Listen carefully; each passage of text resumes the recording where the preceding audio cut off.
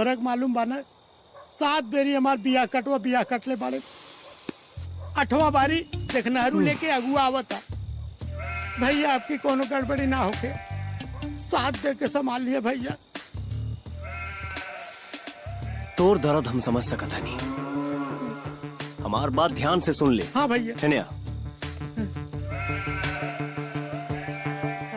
है हाँ भैया ठीक बा।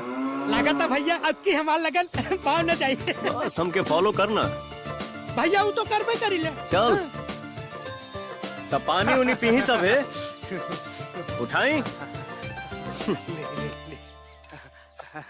हाँ। ला ला। अरे ना हमरा सुंदर बर दोनों काफी मजबूत बा। अब बेटा बस इतना बता दा कि कौने क्लास में पढ़ा तारा, भविष्य के का योजना बा? बीए ऑनर्स करता रे, और साथे साथे कंपटीशन के तैयारी में भी लागल बाणे। कौन कंपटीशन के तैयारी करा तारा बबुआ? रेलवे के, बैंक के, टीचर के। सब बतिया तो रहुआ बतावता नहीं, यहाँ के कुछ बोलते नहीं की। ई गूंग हमन का जी? अरे ना जी, आज ही मौन व्रत में बाणे। अच्छा ये बात है तो चिंता ना करी, अब हमहू मौनवा वाली बतिया पूछते था नहीं। लगाता ही पंडितवा एक आंख हमार फोड़े के कहा था, हम दोनों फोड़ देवे कर। अब एकर भावार्थ का भइल? एकर आंसर ई भइल कि रउआ एगो अंगुरी देखौनी हा कि ईश्वर एक है, लेकिन यहाँ के 2 अंगुरी ए से देखौनी हा कि ईश्वर 2 है, एगो आत्मा एगो परमात्मा।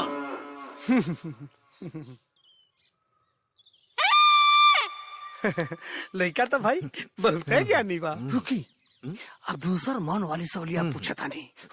अच्छा थप्पड़ मार बे, हम दूसरा मारा। हरा चोटा। अब एकरे बारे में समझाई।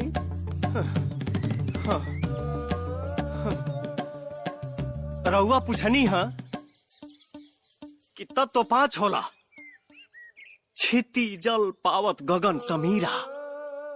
त यहाँ के जवाब यह दिहनी है कि यही 5 तत्व के मिला के ब्रह्मांड के रचना होला। अब ही का जवाब हो। अब ऐसा करता नहीं, गन्ना मन्ना भी डाल लेता नहीं। हाँ? बाप रे, वाह वाह वाह वाह वाह वाह, सब करता सो रहे गुड़ मिलेला। ये लड़का के था 3600 गुड़ मिलता। ये भाई अब रमुआ लोग आपस में नु लेनी देनी का बात कर ली लो। अजी लेन देन के का बात करे के बा?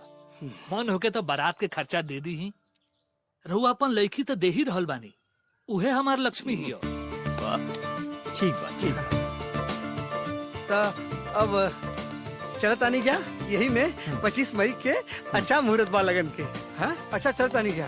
प्रणाम। आई आई आई आई आई आई सब जन आई आई आई आई सब जन। इन लोग का सब जताड़न है भगवान, जवन चाहे तो देते ना हुआ।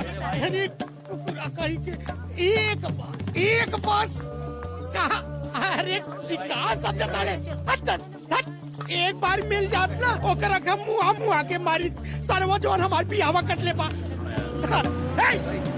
अरे तो हे कुकुरा,